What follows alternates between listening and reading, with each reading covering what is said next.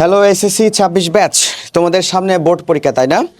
So যেই ৫টা কাজ তুমি এখন থেকে যদি না করো তাহলে তোমাকে হয়তোবা পস্তাইতে হবে। তো সেক্ষেত্রে আজকে আমরা কয়েকটা বিষয় নিয়ে কথা বলবো যেগুলো তোমাদের মধ্যে এই প্রবলেমটা অসংখ্য শিক্ষার্থীর মধ্যে আছে। এখন দেখো, আমাদের যেহেতু সামনে বোর্ড পরীক্ষা, আমাদের সামনে ৪-৫ মাস খুব বেশি ইম্পর্টেন্ট।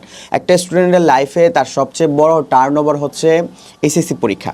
তো আমি আজকে ৫টা পয়েন্ট নিয়ে তোমার সাথে আলোচনা করব, যে ৫টা পয়েন্ট তুমি যদি এখন থেকে যদি নিজের মধ্যে গ্রো আপ করতে না পারো তাহলে তোমার হয়তোবা বোর্ড পরীক্ষার রেজাল্টটা খুব বাজে হতে চলেছে।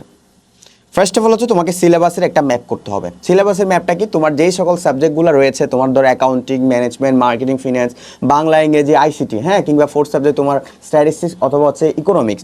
সেক্ষেত্রে প্রত্যেকটা সাবজেক্ট থেকে তুমি কতটুকু অংশ তোমার বাদ থেকে গেছে এবং কতটুকু অংশ তুমি যে কঠিন টপিকগুলো তুমি টাচই করো নাই সেগুলো একটু আলাদা করার চেষ্টা করো।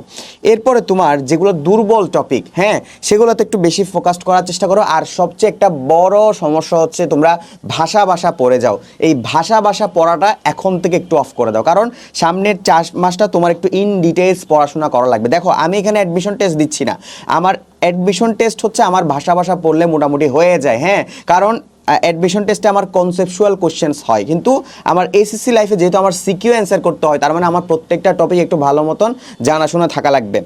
এরপরে তোমরা অনেকে অসংখ্য শিক্ষার্থী রুটিন বানাও। ভাই, আমি বলবো রুটিন বানানো অফ করে দাও। হ্যাঁ, রুটিন আমি আমার লাইফে অন্তত না বানাইলেও ১০০০ খানিক বানাইছি, কোনো লাভ নাই। তুমি একটা সিস্টেম ডেভেলপমেন্ট করো, হ্যাঁ, এই সিস্টেমের মধ্যে থাকো যে প্রত্যেকটা দিন আমি ৭ ঘন্টা পড়াশোনা করব কিংবা ৮ ঘন্টা পড়াশোনা করব। সকালবেলা আমি নতুন পড়াশোনা করার ট্রাই করব, দুপুরবেলা আমি একটু রিভিশন দেওয়ার ট্রাই করব, এবং রাতের বেলা আমি সিকিউ এবং এমসিকিউ পড়ার ট্রাই করবো, অথবা কোনো একটা টপিক টাচ করার ট্রাই করব। বুঝতে পেরেছ? এরপরে তোমার সবচেয়ে বড় একটা হাতিয়ার, তোমার যেহেতু এখন টেস্ট পেপার চলতেছে, টেস্ট পরীক্ষা চলতেছে, সেক্ষেত্রে টেস্ট পেপার সলভিং তোমার জন্য খুব বেশি ইম্পর্টেন্ট। সো তুমি বিগত বছরের টেস্ট পেপার সলভিং করো, হ্যাঁ। টেস্ট পেপার সলভিং থেকে তুমি যে বোর্ড থেকে সবচেয়ে বেশি পরিমাণে কোশ্চেন আসে, যে কোশ্চেনগুলো সব বোর্ডেই আসে বা বেশিরভাগ বোর্ডে দেখবে এই ধরনের টপিক থেকে কোশ্চেন আসতেছে, ওগুলো একটু ফাইন্ড আউট করার চেষ্টা করো, হ্যাঁ। এরপর হচ্ছে গিয়ে তোমার প্রতিনিয়ত মিনিমাম ৪ থেকে ৫০০ এমসিকিউ সলভ করার ট্রাই করো। কত? ৪ থেকে ৫০০ এমসিকিউ। এরপরে প্রতিনিয়ত প্রত্যেকটা দিন তোমার লেখার প্র্যাকটিস করতে হবে, কারণ আমাদের আলটিমেট গোল হচ্ছে ভাই সিকিউ ৭টা আমার টাচ করতেই হবে যদি আমি কমার্সের শিক্ষার্থী হয়ে থাকি, হ্যাঁ। তারপর হচ্ছে আমার এমসিকিউ ৩০টা টাচ করতেই হবে। এখন আমি যদি প্রতিনিয়ত সিকিউ লেখা প্র্যাকটিস করতে না পারি তাহলে সেক্ষেত্রে আমার জন্য একটা বড় সীমাবদ্ধতা। গড়ি ধরা ১৮ মিনিট রেখে প্রত্যেকটা দিন সিকিউর প্র্যাকটিস করার চেষ্টা করবা। লাস্ট যেই ৫ নাম্বার বিষয়, সেটা হচ্ছে তোমার সামনের যে ৪ মাস, এখান থেকে একটু ফোন চালানো জিনিসটা একটু অফ করতে হবে। অনলাইনের যে অ্যাডিকশন, এটা একটু অফ করতে হবে।